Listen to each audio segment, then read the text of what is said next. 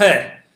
मैं आज का जो विषय है ये मीडिया और सोशल मीडिया दोनों के बारे में मुझे कहा गया है आपसे बातचीत करूं, खास तौर से आज की इस हालात में जहां पर एक हिसाब से मीडिया सरकार की बांसुरी बन चुकी है और दूसरी तरफ से जो ट्रोल आर्मी है वो हर सही सवाल को दबाने की कोशिश में लगा हुआ है।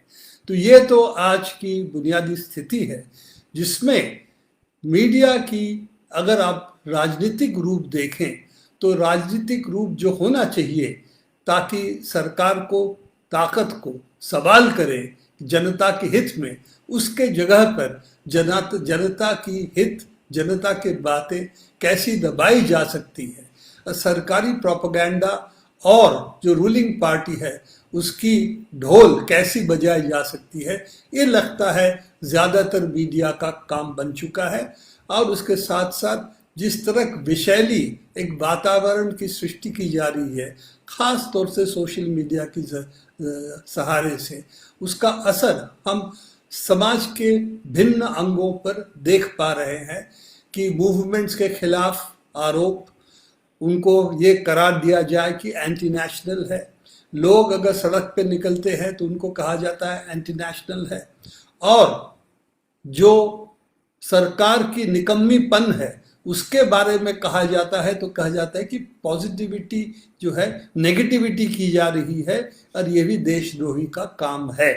तो एक हर तरह से एक दबाव है कि लोगों को कहने बातों जो चीज़ें आनी चाहिए लोगों को बीच में वो आवाज़ ना उठे। तो जिसको कह सकते हैं कि मीडिया का इस वक्त खास रोल रहा है कि मीडिया कैसे मैसेज को मसाज कर सकती है, ये इस रास्ते पे इस वक्त जा रही है। तो मैं इसके बारे में विस्तार में आने के पहले मैं एक चीज़ आपसे कहना चाहूँगा कि जनवाद और मीडिया का संबंध क्या है। क्योंकि ये मीडिया जो हम इसको कह रहे हैं मास मीडिया का मतलब आज की तारीख पे मास मीडिया है। मास मीडिया बहुत पुरानी नहीं है। मास मीडिया 400-500 साल पुरानी है। जब से प्रिंटिंग प्रेस का शुरुआत हुआ तब लिटरेसी बढ़ी लोगों में, पढ़ सकते हैं लोग खुद, और लिटरेसी बढ़ने के साथ साथ एक चाह लोगों के बीच में है जानने की। जो दुनिया एक संकुचित गांव और या हमारा पड़ोसी के अलावा हम किसी चीज़ को जानते नहीं थे, उससे एक जिज्ञासा लोगों में हुआ कि हम दुनिया के बारे में जानें, सिर्फ हमारे गांव के बारे में नहीं, हमारे आसपास की चीज़ों के बारे में नहीं, जो बड़ी दुनिया है उसके बारे में हम जान पाए। और उसके लिए लोगों का सबसे बड़ा हथियार जो था, पहले तो सिर्फ था एक दूसरे से बातचीत करना, अब जो है इसमें से निकला कि जो छपे हुए चीज़ें हैं उसकी अहमियत होने लगी। और इसके ज़रिए हमारे जो ज्ञान भंडार है, जो पहले सिर्फ हम ज़ुबानी इसको कैप्चर करते थे और ज़ुबानी दूसरों को बताते थे, इसके जगह पर लिखना शुरू हुआ था। और मास उत्पादन जब हुआ, मास प्रोडक्शन, तो वो किताबों की मास प्रोडक्शन तभी हो पाई जब आपकी प्रिंटिंग प्रेस आती है। और उससे धीरे धीरे जो अखबार आप कहते हैं, न्यूज़पेपर जो है वो और 100-200 साल लगा जब जाके दुनिया में अखबारों की 1800 सदी में, 18 सेंचुरी में, 19 सेंचुरी में अखबार चल पड़े। और इसके बाद बड़े तेज़ी से 20वीं सदी में आपकी रेडियो आया जो भी मास मीडिया का एक बहुत बड़ा हिस्सा है। और उसके साथ साथ बाद में टेलीविज़न आया। और अब जो है आखिरी दौर पे हम पहुंच चुके हैं जो इंटरनेट, जो शायद इस वक्त सबसे ज़्यादा असरदार दुनिया में हो रहा है मीडिया का इस फेज़ में। तो ये चार जो चीज़ें हैं मास मीडिया के कॉम्पोजिशन में, ये अखबार, अभी भी हिंदुस्तान में अखबार की अहमियत बहुत है, दुनिया में बहुत जगहों पे इतना नहीं है क्योंकि ज़्यादातर वो डिजिटल प्लेटफॉर्म्स की ओर गए हैं और वही लोग देखते हैं। पर आज भी हिंदुस्तान में, क्योंकि अभी हमारे यहाँ पर लिटरेसी बढ़ रही है, पहले काफ़ी कम थी, बढ़ रही है, अभी भी अखबार का फैलाव हमारे देश में काफ़ी ज़्यादा है दूसरे मुल्कों की जगह। तो एक तो है अखबार, इसके बाद रेडियो। रेडियो इस वक्त न्यूज़ में, ख़ास तौर से हिंदुस्तान में न्यूज़ में रेडियो का इतना भूमिका रहा नहीं। सरकारी रेडियो न्यूज़ के अलावा वो ज़्यादातर सिर्फ एंटरटेनमेंट के लिए है। पर टेलीविज़न एक बहुत बड़ा असरदार मीडियम है, इसमें कोई दो राय नहीं है, क्योंकि हम लोगों को देखते हैं और वो जो टॉकिंग हेड्स आते हैं, जो बोलने वाले फेसेस आते हैं टेलीविज़न में, तो उससे हम आज के बारे में सोचने का विचार क्या होना चाहिए वो हमें बताने की कोशिश करते हैं। और इसके बाद आपका इंटरनेट, जिसमें पहले लग रहा था कि शायद जो हम चाहते हैं उसमें हम कह पाएंगे, उसमें कुछ दबाव नहीं होगा, पर इस वक्त वो मीडिया प्लेटफॉर्म्स भी ज़्यादातर, अगर बड़े प्लेटफॉर्म्स हैं तो वो राइट विंग के पास जा रहे हैं। उसका बहुत कारण है, मैं उस पर बाद में आऊँगा। और उसके साथ साथ वहाँ भी पैसा जिसके पास ज़्यादा है उस मीडियम को, उस सोशल मीडिया को उस तरह से परिचालना करने में सक्षम हो रहा है। ये क्यों है, मैं इन चीज़ों में बाद में आऊँगा। पर पहली बात तो ये है कि एक हम अजीब स्थिति में इस वक्त है कि जो सरकार के बारे में कोई भी क्रिटिसिज्म होता है तो उसके खिलाफ बहुत तरह की परेशानियां उसके सामने होता है। क्या होता है? एक तो है बहुत पुरानी चीज़ कि अखबार चलता कैसे है। अखबार हो, टेलीविज़न हो, कैसे चलता है? वो चलता है एडवर्टाइजमेंट के सहारे, विज्ञापन के सहारे चलता है। उसका जो सब्सक्राइबर है उसके पैसे से बहुत कम अंश रेवेन्यू आता है। तो रेवेन्यू मॉडल मीडिया का हमेशा रहा है एडवर्टाइजमेंट। एडवर्टाइजमेंट कौन देता है? दो मुख्य स्रोत है। एक तो है पूंजीपति लोग, बड़े पूंजीपति लोग जो है, हाउसेस है, वो एडवर्टाइजमेंट देते हैं अपने चीज़ों को बेचने के लिए। उसमें ये चीज़ नहीं है कि खबर कैसी हो, उसमें ये है कि हमारी जो प्रोडक्ट्स है वो बिकनी चाहिए, और उस बिकने के लिए जो माहौल होना चाहिए वो पॉजिटिव होना चाहिए। अगर क्रिटिसिज्म हो, नेगेटिव हो, कहा जाए कि इकोनॉमी की हालत अच्छा नहीं है, शायद लोग इतना चीज़ें खरीदेंगे नहीं, बिक्री हमारी कम हो जाएगी। तो इसीलिए 10-15 साल पहले, 20 साल पहले बल्कि, ये बातें शुरू हुई न्यूज़ रूम में, पॉजिटिव न्यूज़ दीजिए, नेगेटिव न्यूज़ मत दीजिए। इसीलिए आप देखेंगे मजदूरों की बात, किसानों की बात धीरे धीरे मीडिया से ख़त्म होगी। हम जब नौजवान थे तब हमें मालूम याद है कि एक लेबर बीट हुआ करता था, एक किसान बीट हुआ करता था, बहुत सारे ऐसे बीट्स होते थे। वहाँ दैनंदिन जीवन, कैसे जो लोग जीवन यापन करते हैं, कैसे रहते हैं, क्या उनकी परेशानियां हैं, वो आती थी। आज के तारीख पे फैशन बीट में बहुत सारे लोग मिलेंगे, आपके एग्रीकल्चर बीट पे नहीं, एग्रो इंडस्ट्रीज का बीट है। तो किसानों की बात, मजदूरों की बात, ये एकदम खत्म हो गई है। अब सिर्फ मीडिया हो गई है, एक भोंपू बन के रह गई है। जो बड़े बिजनेस हाउसेस है वो क्या चाहते हैं वही खबर दी जाए, और इसके बारे में खास क्या प्रॉब्लम्स है ये नहीं बताया जाए।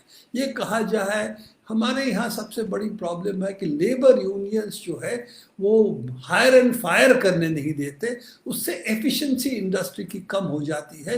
इसीलिए हायर एंड फायर होना चाहिए, यूनियंस तो ख़त्म हो जाना चाहिए।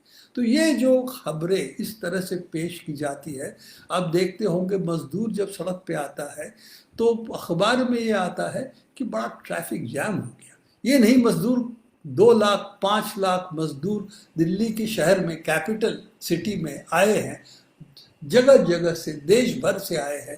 तो उनकी डिमांड्स क्या है वो नहीं आता। ये आता मजदूर आए, दिल्ली शहर को एकदम ठप कर दिया, बड़े परेशानी हुई लोगों की, ट्रैफिक जैम हो गया बहुत बड़ा। तो ट्रैफिक जैम किसके लिए हुआ? गाड़ी वालों के लिए हुआ। कौन आया था सड़क पे? मजदूर आया था। तो ये जो दृष्टिकोण है, जो गेज कहते, किस निगाह किस निगाह से अब चीज़ों को देखते हैं, तो मजदूरों की मशक्क़त करने वाले को लोगों के निगाह से नहीं, ये देखी जाती है उस निगाह से जहाँ पर मिडिल क्लास अच्छे संपन्न लोगों की नज़रिए से देखा जाता है। क्यों? क्योंकि वो खरीदने की शक्ति रखते हैं, मजदूर खरीदते नहीं हैं। टाइम्स ऑफ इंडिया का जब एक मालिक ने कहा था कि फार्मर सुइसाइड्स को हम क्यों कवर करेंगे, फार्मर सुइसाइड थोड़ी, फार्मर जो सुइसाइड करते हैं वो हमारा अखबार थोड़ी पढ़ते हैं, वो हमारा जो एडवर्टाइजमेंट जो आता है उन चीज़ों को थोड़ी खरीदते हैं, तो इसीलिए उस पर हमारी कोई दिलचस्पी नहीं है। तो ये जो एक दृष्टिकोण है जिसको अखबारी निगाह जो है, इसीलिए 80s 90s में शिफ्ट करते करते न्यू लिबरलिज्म जिसे हम कहते हैं उसके साथ, मैं उसको अति पूंजीवाद कहूँगा, उसके साथ साथ दृष्टिकोण का जो परिवर्तन हुआ मालिकों की, अखबार वालों की, उनका अखबार के बारे में जो पहले की एक समझ थी जो हमारे नेशनल मूवमेंट से आया था कि जनता की बात हमें कहनी है, वो धीरे धीरे ख़त्म होके मालिकों की बात कहनी है। और मालिकों का मतलब जो मालिक एडवर्टाइजमेंट चाहता है, अखबार की बढ़ोतरी इससे होगा और इसकी एडवर्टाइजमेंट के रेवेन्यू ही मूल चीज़ है जो मान के चलता है। अखबार तो सिर्फ रैपर है, एक अट्रैक्टिव रैपर कह सकते हैं जिसके ज़रिए हम एडवर्टाइजिंग बेचने की कोशिश करते हैं। ये मालिकों की निगाह है इसमें। तो इसके साथ साथ और जो दूसरा शक्ति है जो अखबार को परिचालित करती है वो है सरकार। क्यों? ख़ास तौर से जो छोटे छोटे अखबार हैं बहुत हद तक एडवर्टाइजमेंट की, सरकार के एडवर्टाइजमेंट पे डिपेंडेंट है और उनकी एडवर्टाइजमेंट अगर बंद हो जाए या कम कर दी जाए तो उन पर बहुत बड़ा प्रेशर होता है, वो शायद सर्वाइव नहीं कर पाएंगे, बचेंगे नहीं। इसीलिए ख़ास तौर से जो छोटे छोटे अखबार है जो छोटे शहरों में है, प्रदेश में है, जिसको रीजनल पेपर्स हम कहेंगे, उनके ऊपर उन सरकारों की, स्टेट गवर्नमेंट्स और केंद्रीय सरकार दोनों की बहुत बड़ा दबाव रहता है एडवर्टीजमेंट्स की। एडवर्टीजमेंट्स अगर बंद हो जाएंगे तो शायद वो चल नहीं पाएंगे। तीसरी बात जो है कि अगर आप केसेस रिपोर्ट करें, बात सही बात करें, तो इस वक्त एक और चीज़ शुरू हुआ है। आप सब जानते हैं कि आपके ऊपर केसेस लगेंगे।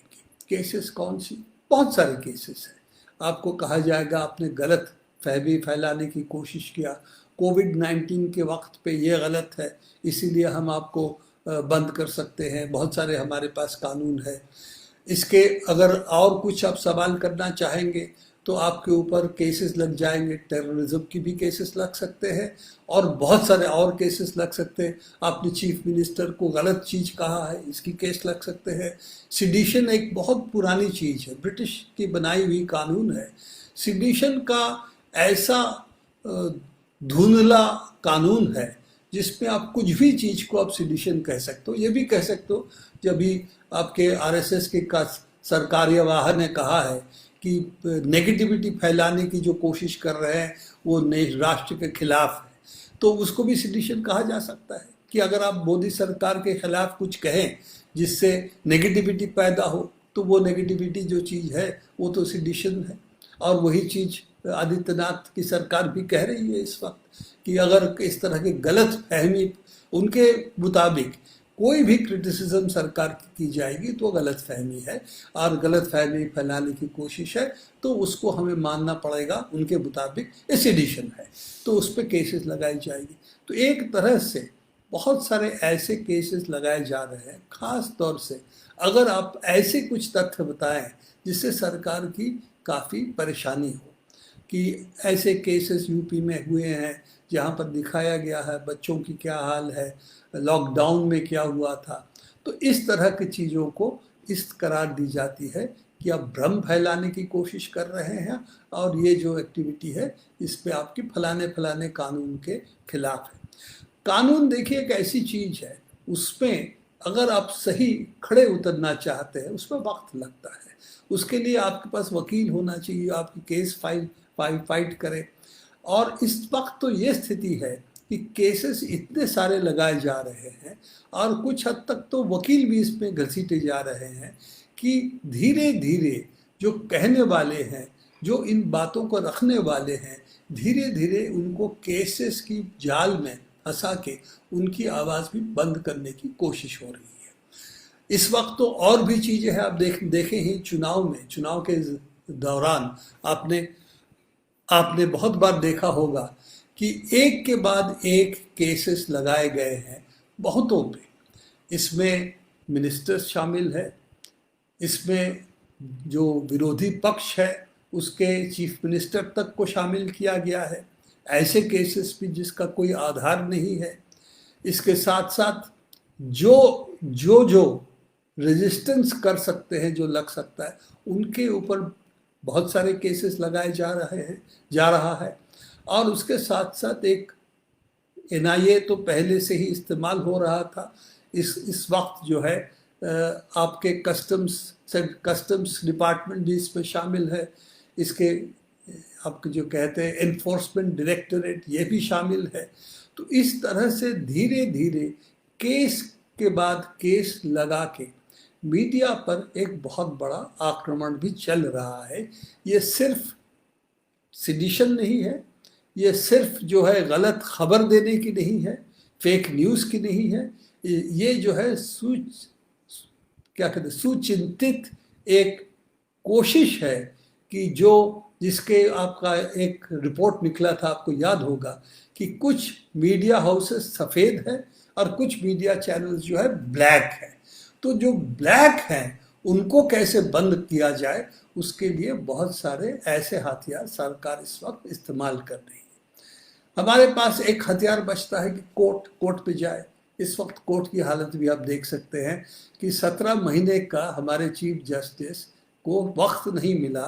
कोई भी जो कॉन्स्टिट्यूशनल इशू है, कश्मीर से लेकर बहुत सारे ऐसे इश्यूज हैं जो आए हैं, उसको कोर्ट ने उसमें कोई भी उसको सुनाई नहीं की, बल्कि उसको टरकाते रह गए। तो कॉन्स्टिट्यूशनल इशू सुप्रीम कोर्ट हमारे यहाँ बनी इसलिए है कि कॉन्स्टिट्यूशनल इश्यूज को जल्दी सुने और इसका हल करे। उसको टरका दिया गया, और उसके साथ साथ क्या टरकाया गया, जो सबसे बड़ी जनवाद के लिए सबसे अहम इशू होना चाहिए था, चुनाव में पैसे, उसका इलेक्शन बॉन्ड्स, ये भी टरका दिया गया। ये भी कहा गया इस पे क्या दिक्कत है, आपके पास अगर बैठ के वक्त अगर है तो कंपनियों का बैलेंस शीट देखिए, उसके साथ साथ देखिए कितना पैसा इस बॉन्ड किस पार्टी को मिला है।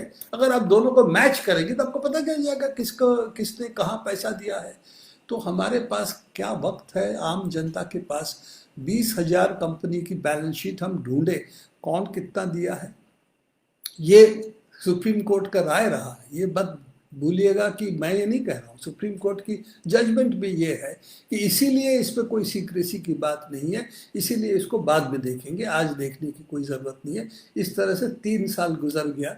जो इलेक्शन बॉन्ड, जो एक बहुत बड़ा चुनाव में एक बहुत बड़ा सवाल है कि कोई भी कंपनी, चाहे देश की हो विदेशी हो, कितना मुद्रा भी किसी भी पार्टी को दे सकता है गुप्त तरीके से, और इसका कोई जो वोटर्स है, जो वोट देते हैं, उसके इसके बारे में कोई जानकारी नहीं होगा।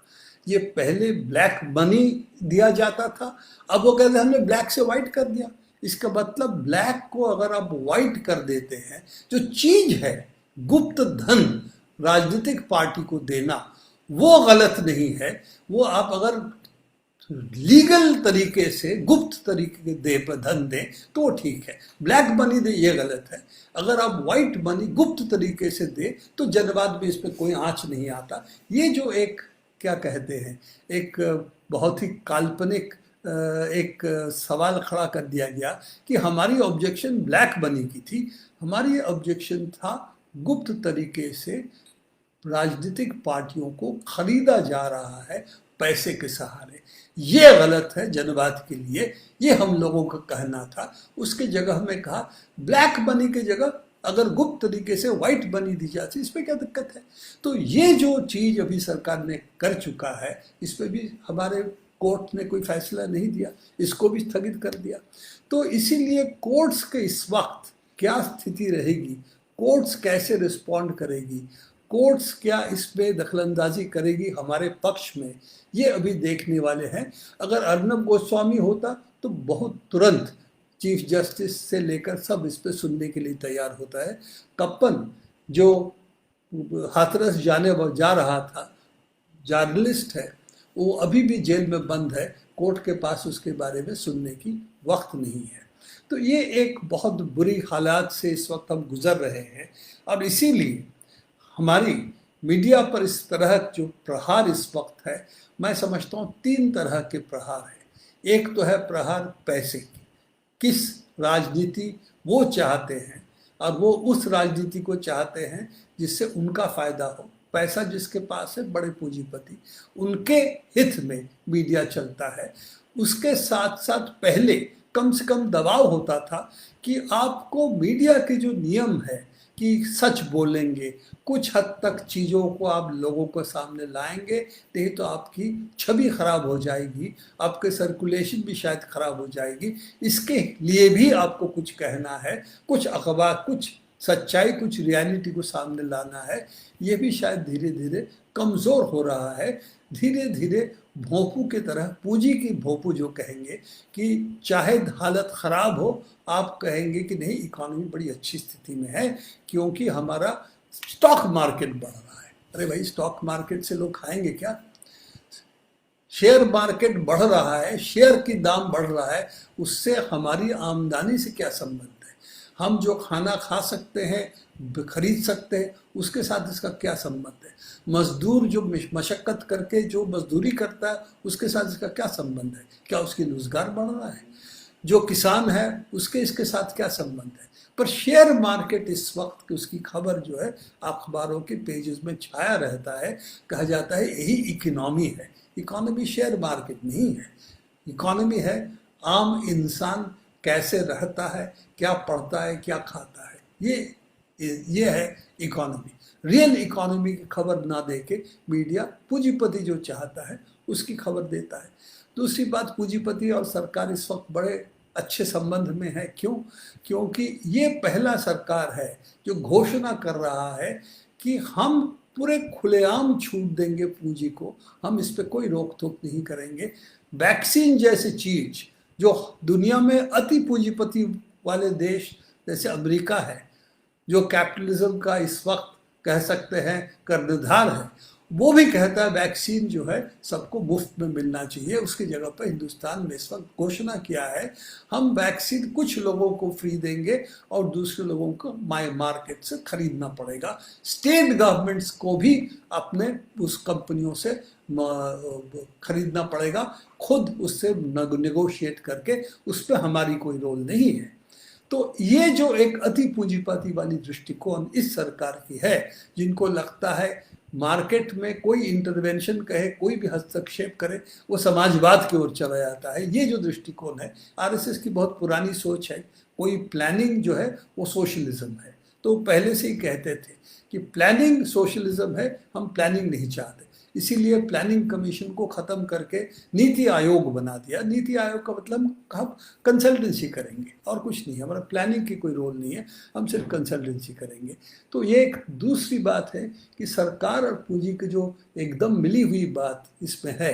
तो इसके साथ साथ सरकार की तीसरी बात जो है कि एक अति राष्ट्रवाद और विभाजनकारी जो रोल रहा है, ख़ास तौर से बीजेपी की सरकार की, मोदी सरकार की, कि ये देश आज़ादी ब्रिटिश के खिलाफ नहीं, आज़ादी तो मुसलमान के खिलाफ करना था। मोदी का भाषण है आपका पार्लियामेंट में, 500 साल 700 साल की गुलामी, मतलब ब्रिटिश की गुलामी नहीं थी, वो तो बाबर की गुलामी, मोहम्मद घोरी की गुलामी, उससे शुरू होता है, उससे हम मुक्त हो रहे हैं। तो ये जो एक राष्ट्र की कल्पना जो राष्ट्रीय आंदोलन में हमारी थी कि ये भारतवर्ष सबका होगा और उस सबके लिए हम संघर्ष करेंगे, ये हकीकत है। उस पर भी ऊंच नीच थी, इस पे भी कास्ट डिविजन्स बड़े ज़बरदस्त थे, इसके साथ साथ पूंजीपति भी थे।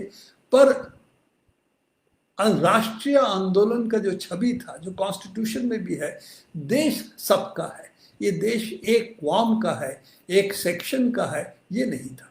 पर इस वक्त जो साफ नजर आ रहा है, और वो खुलेआम कह भी रहे हैं, इसमें कोई चोरी छिपी की बात नहीं है, कि ये हमारा देश हिंदुओं का देश है और जो ये नहीं मानेगा वो देशद्रोही है। तो ये जो चीज है इस वक्त उनको दुश्मन चाहिए। दुश्मन के बिना इस मोबिलाइजेशन को रखना मुश्किल होता है। दुश्मन को वो ढूंढ रहे हैं कि दुश्मन किसको बना सकते हैं। दुश्मन तो एक है ही आइडेंटिफाइड, मुसलमान अगर कुछ कहता है तो दुश्मन है।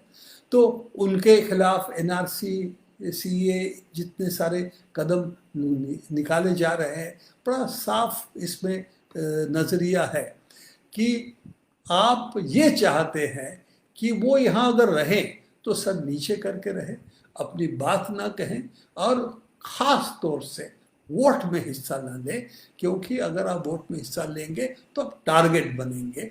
तो ये देखते हुए आप चुनाव में हिस्सा मत लीजिए, चुपचाप रहिए और वोट ना दे तो अच्छा है। तो ये जो एक दृष्टिकोण है, मैं नहीं कह रहा हूँ कि ये कितना सफल हो रहा है, कितना सफल नहीं हो रहा है, क्या कामयाब हो सकता है, मैं नहीं समझता हूँ ये कामयाब हो सकता है। पर एक परिकल्पना तो है कि सिविक स्पेस जिसे कहते हैं, जनजीवन से एक कौम को अलग कर दिया जाए। तो एक परिकल्पना सरकार की अलग अलग तरीके से हो रहा है वो आप देख ही रहे हैं। और इसके साथ साथ सोशल मीडिया की जो एक बहुत जहरीला भूमिका है। अब सोशल मीडिया की कुछ चीज़ें हमको समझना पड़ेगा। हमको भी गलत फहमी थी एक ज़माने में, हमें लगा था कि शायद सोशल मीडिया एक ऐसी चीज़ है, इंटरनेट एक ऐसी चीज़ है कि हम ग्रुप्स बना के खुद इसमें अपनी बातें कह पाएंगे।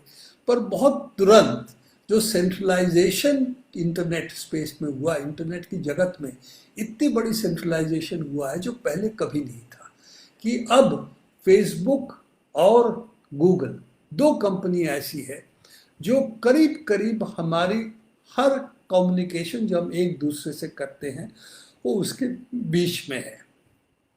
आप सोचते होंगे हम इंटरनेट में कनेक्ट करते हैं, हम इंटरनेट में कनेक्ट नहीं करते, हम फेसबुक के साथ कनेक्ट करते हैं, हम गूगल के साथ कनेक्ट करते हैं, हम यूट्यूब गूगल है, जीमेल खोलते हैं गूगल है। तो जगह जगह अब जब जाते हैं, अब सोचते हैं अब इंटरनेट के आप पास इंटरनेट से कनेक्ट कर रहे हैं। हकीकत है अब दो कंपनियों से मूलतः आपकी पूरी कम्युनिकेशन होती है। एक दूसरे के बीच की जो कम्युनिकेशन है वो भी उनके जरिए होती है। तो उनका बिजनेस मॉडल क्या है? उनका बिजनेस मॉडल है एडवर्टाइजमेंट। तो उनका एडवर्टाइजमेंट मॉडल जो है उसका नियम क्या है? नियम है हम लोगों को कमोडिटी के रूप में उन कंपनियों को पास बेचे जो गूगल को और फेसबुक को पैसा दे सकता है, और इससे जो चीज़ें खरीदवाना है, जो अखबार में होता है, टेलीविज़न में होता है, यहाँ भी यही है कि जो खबरें हम देखते हैं उसके साथ साथ एडवर्टाइजमेंट जो आता है, जो पोस्ट हम देखते हैं उसके साथ साथ जो एडवर्टाइजमेंट आता है, जब हम उन चीज़ों को खरीदते हैं तो उसके लिए एडवर्टाइज़र पैसा देता है। तो एडवर्टाइज़र का पैसा देना इसीलिए है कि इस वक्त वो टारगेटेड एडवर्टाइजमेंट कर सकता है। उनको मालूम है, फेसबुक गूगल दोनों को मालूम है हमारी उम्र क्या है, हम कहाँ रहते हैं, हम क्या किन चीज़ों पे हमारी इंटरेस्ट है, हमारे दोस्तों को किन चीज़ों पे इंटरेस्ट है, और इसको देखते हुए जिसको कह सकते हैं टारगेटेड ऑडियंस वो आइडेंटिफाई कर सकते हैं बड़े आसानी से, जो और कोई कंपनी नहीं कर सकती। टेलीविज़न हो, अखबार हो, उस तरह से कौन पढ़ रहा है उसको नहीं मालूम। तो उन एडवर्टाइजमेंट जो होते हैं काफ़ी बड़े पैमाने के हिसाब से होता है, दायरा बड़ा होना चाहिए, तभी शायद कुछ लोग उस पर एडवर्टाइजमेंट को देख के खरीदेंगे।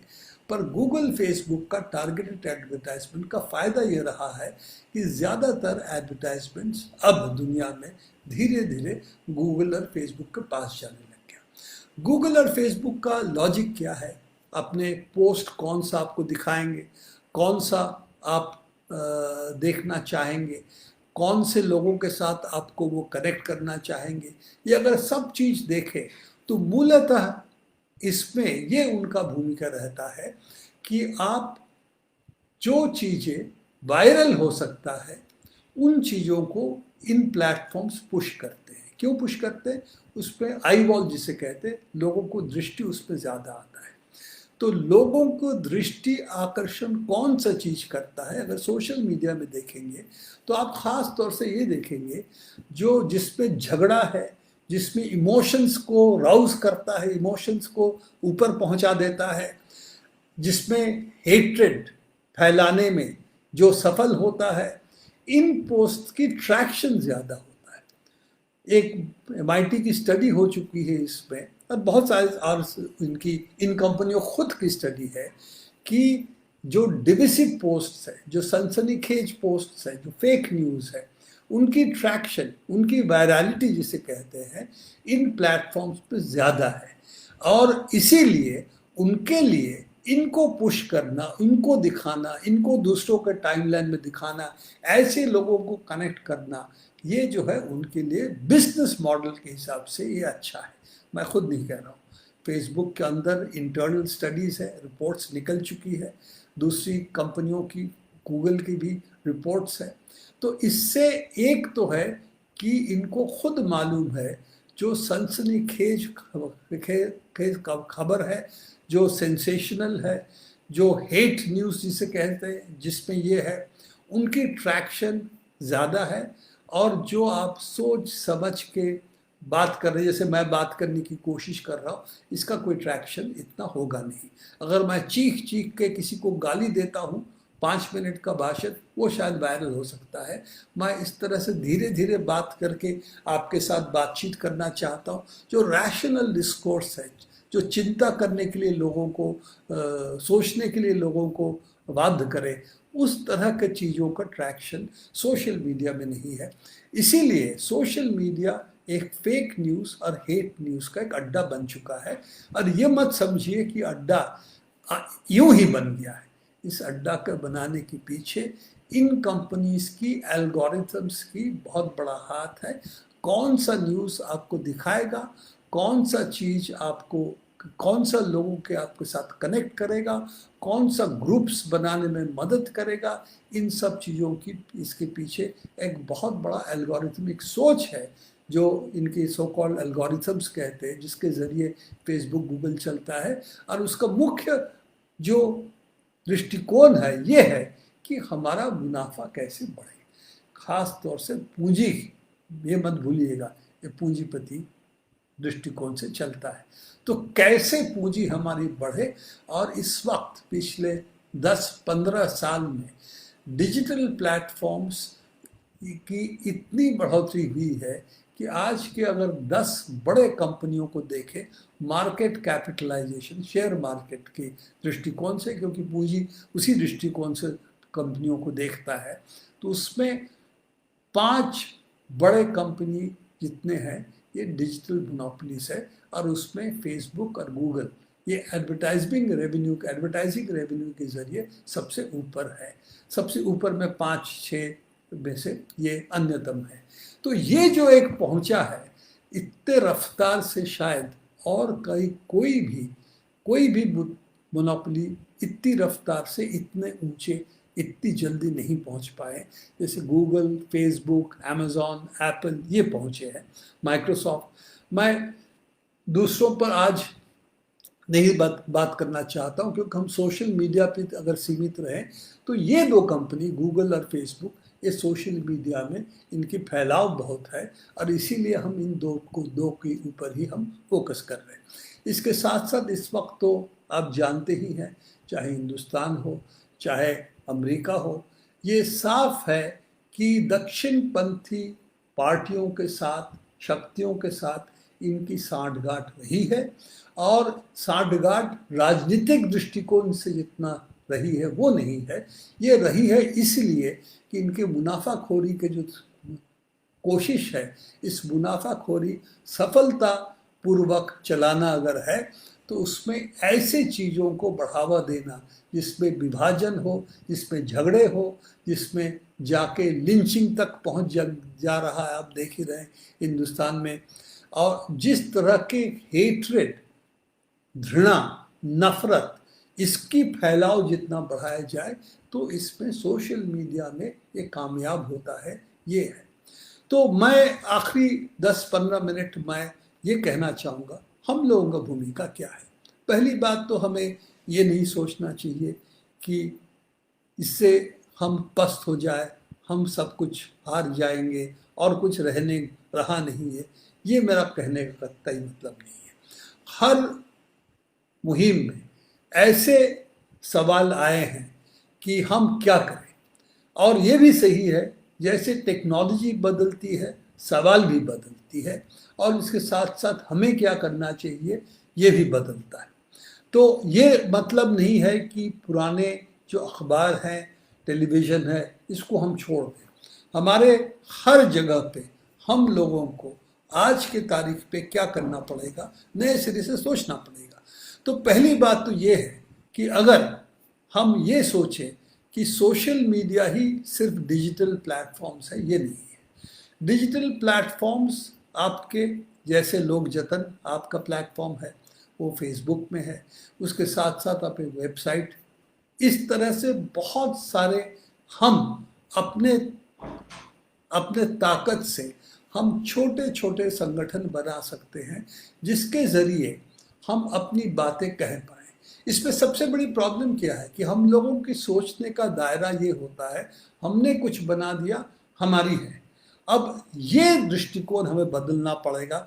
जैसे सामूहिक शक्ति जब आता है, जब संगठित होते हैं लोग, उसके साथ साथ संगठित होने के साथ साथ एक दूसरे संगठनों के साथ जब हम जुड़ते हैं, तब आपकी सामूहिक ताकत काफ़ी बढ़ती है। तो मीडिया क्षेत्र में हमारा कंपटीशन दूसरे डिजिटल प्लेटफॉर्म के साथ नहीं है। हमारा कंपटीशन है, जैसे न्यूज़ क्लिक है, हमारा कंपटीशन मैं नहीं समझता स्क्रॉल से, वायर से, न्यूज़ लॉन्ड्री से, इनसे है। हमारा कंपटीशन है मेन स्ट्रीम मीडिया से, रिपब्लिक टीवी से, हमारा कंपटीशन है मान लीजिए इन टाइम्स नाउ से। तो इनको एक्सपोज करना और साथ साथ हमारी जो बातें कहीं नहीं आता है उसको लोगों तक ले जाना, ये हमारा काम है। और इस काम तभी हम कर पाएंगे जैसे हम जैसे छोटे छोटे जितने सारे मीडियाज है एक दूसरे का परिपूरक बने, एक दूसरे के साथ हम कैसे न्यूज़ को शेयर करें, न्यूज़ को बढ़ाएं। तो हमारी कोशिश होनी चाहिए जैसे हम दूसरे क्षेत्रों में लोग को संगठित करके उस संगठित शक्ति के जरिए हम इंटरवीन करते हैं राजनीतिक या सामाजिक विषयों पर, उस तरह से न्यूज़ के क्षेत्र में भी हम लोगों की कोशिश होनी चाहिए जो हम समझते हैं हमारी बात के साथ मिल के, शायद हमारी दृष्टिकोण के साथ मिल के हम ये चीज़ें कह पाएँ। तो हमारा भी ये काम है एक दूसरे को न्यूज़ को हम प्रचार करें, उसको और भी जगह ले जाएं, और इसीलिए हमारी सामूहिक शक्ति डिजिटल प्लेटफॉर्म्स को लानी पड़ेगी। एडवर्टाइजमेंट के ज़रिए हम नहीं चल पाएंगे, ये बात तो सही है, क्योंकि एडवर्टाइजमेंट पूंजीपति हमें देगा नहीं, कुछ शायद दे दे वो अलग बात है, पर बहुत नहीं देगा। तो हमारा बिजनेस मॉडल जो कहते हैं वो कैसे हो सकता है? एक तो है कि हमारा जो दर्शक है, हमारा जो पढ़ने वाला है, उसको किसी ना किसी तरीके से कंट्रीब्यूशन कहिए, हमें किस तरह से वो सहायता कर सकते हैं उनको हमें देखना पड़ेगा। क्योंकि रीडर सपोर्टेड न्यूज़ जब तक नहीं होगा, एडवर्टाइजमेंट ड्रिवन न्यूज़ अगर यही मॉडल रहेगा, तो हम लोगों के लिए ये सही बात कहने की सहूलियत इसमें नहीं होगी। तो एक तो है रीडर सपोर्टेड न्यूज़ की हम कैसे करें। इसके लिए मैं नहीं कह रहा हूँ कि पेवॉल करें कि हमको देखने के लिए पैसा दीजिए, नहीं।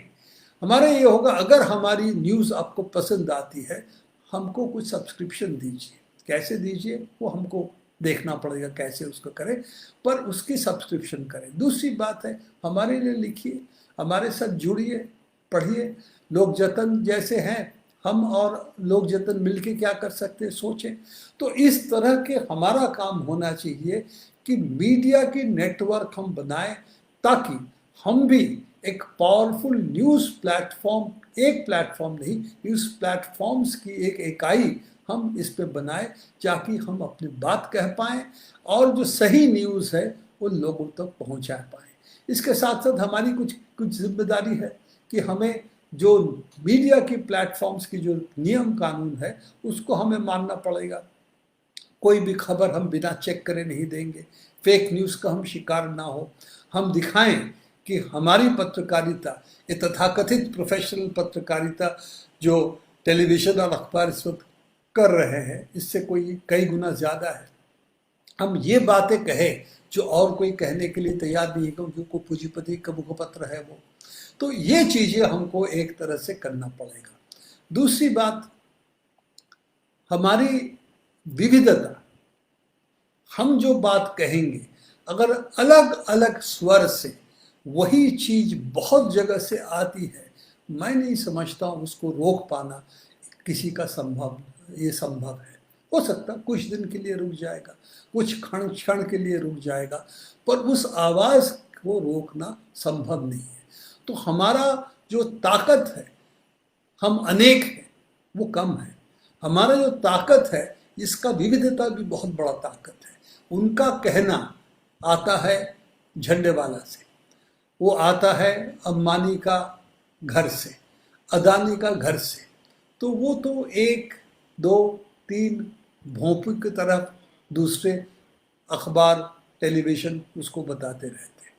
हमारी जो विविधता है उस पर आकर्षकता इसीलिए है कि बहुत सारे लोग, अलग अलग लोग इसके साथ जोड़ सकते हैं।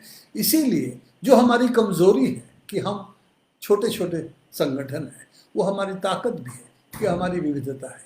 ये दूसरी बात। तीसरी बात कि हमारे जो इनके तौर तरीके हैं उसको हम कॉपी करके नहीं बनाएंगे। अगर बहुत लोग सोचते हैं अरे बीजेपी ने ये किया, उसके साथ साथ हम ये कर सकते हैं, वो कर सकते हैं, वो हम नहीं कर पाएंगे, क्योंकि उसके लिए पैसे चाहिए, उसके लिए मगज को कहीं पर और रख के आना पड़ेगा, बोरी बिस्तर में आपका विवेक रखना पड़ेगा। तो ये अगर आप नहीं चाहते तो आपके पास और क्या है। मैं समझता हूँ तीसरी बात जो हमारी ताकत है वो है हमारी सृजनशीलता, क्रिएटिविटी। जो हमारे पास लेखक है, हमारे पास गायक है, हमारे पास कवि है, हमारे पास फिल्म बनाने वाले हैं, इनकी संख्या इतनी ज़्यादा है जो उनको इससे बड़ी क्रोध है उनको कि ये सब जो टैलेंट है वो पैसे से भी हम नहीं खरीद पा रहे हैं, हम डंडे से भी उनको वश नहीं कर पा रहे हैं। ये हमारी बहुत बड़ी प्रॉब्लम है। और इसीलिए ये भी हमारा एक तीसरा चीज़ है कि हमारे पास बहुत बहुत जो सृजनशीलता है, बुद्धि है, उसको भी हम इस यंग में शामिल करना पड़ेगा। मैं आखिरी बात से ये ख़त्म करना चाहूँगा कि आखिरी बात मैं आपसे कहना चाहूँगा कि जब हमारे ऊपर आक्रमण होता है, हमारे ऊपर अटैक्स होते हैं, तो इससे हमें घबराने की कोई बात नहीं है। इसका मतलब है कि हम कुछ हद तक सफल हो रहे हैं। इसीलिए इतना गुस्सा, इतना क्रोध, इतना घृणा, इतनी नफ़रत हमारे ऊपर दिखाई जा रही है और हर तरह के हमारे ऊपर आक्रमण हो रहे हैं।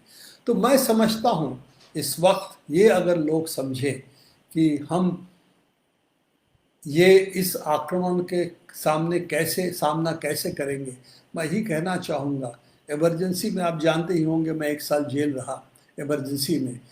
उस वक्त भी बहुत लोग सोचते थे शायद कि इमरजेंसी कभी जाएगा नहीं, यही देश का स्वरूप बन जाएगा।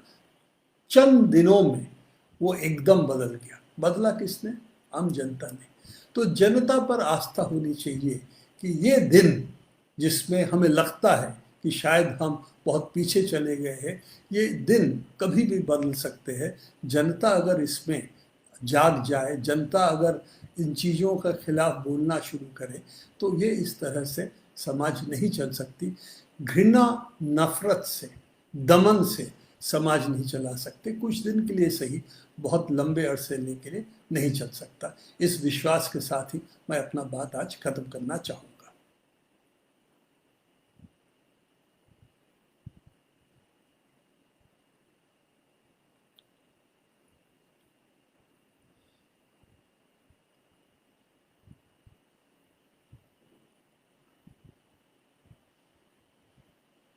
बहुत सारे कमेंट्स आए हैं।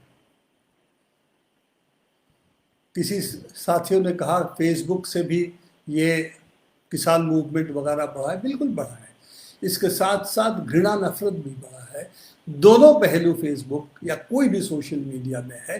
तो इसी में पलड़े के ऊपर मैं इसको नाप नहीं रहा हूँ कि किसका पलड़ा किधर गया है, पर इस पर कोई दो राय नहीं है कि फेसबुक और दूसरे platform, social media platforms BJP को जितना सहारा दिया है और सोच समझ के, ऐसा नहीं कि ऐसे ही हुआ है, यूं हुआ है। हमें मालूम है, आपका आँखी दास का किस्सा आपको मालूम ही है, वो तो बहुत अखबारों में निकल चुका है। तो फेसबुक का और इनका एक बहुत निकट संबंध था, और ये निकट संबंध काफ़ी प्रकाश होने के बाद थोड़ा उसमें दरार या पीछे हटने की बात ज़रूर रही है। मैं आज 1 घंटा करीब करीब आपके साथ रहा हूँ, इसीलिए मैं ये सजेस्ट नहीं कर रहा हूँ कि फेसबुक छोड़ दीजिए, मैं करता ही नहीं। मैं फेसबुक पे ही तो बोल रहा हूँ, ये तो कह नहीं सकता। मैं यूट्यूब, हमारा चैनल चलता है यूट्यूब में, वो भी मैं जो है बोल रहा हूँ। तो हमें इस पर रह के लड़ाई करनी पड़ेगी, पर हमारी लड़ाई का ये नहीं है कि पैसे देके हम इसको जीत पाएंगे। हम ऑर्गेनाइज ट्रोल आर्मी ऑर्गेनाइज करके जीत पाएंगे। हमारे जीतने के तौर तरीके होगा कैसे हम चीज़ें को रखें, किस दृष्टिकोण से रखें, क्या कहें, कैसे कहें, और हमारी जो ताकत है, हमारे सामूहिकता, जैसे कितने लोगों को जोड़ के हम कह पाएंगे, कैसे हमारे इन इकाई को हम बढ़ा पाएंगे, और कैसे हम इसको सृजनशील तरीके से रख पाएंगे। यही हमारे सामने चैलेंज है। धन्यवाद। मैं इसी बात से अपनी बात ख़त्म करूँगा। धन्यवाद। 1 घंटा आपके वक्त लिया, इसलिए मैं आज इसी से मैं अपनी बात खत्म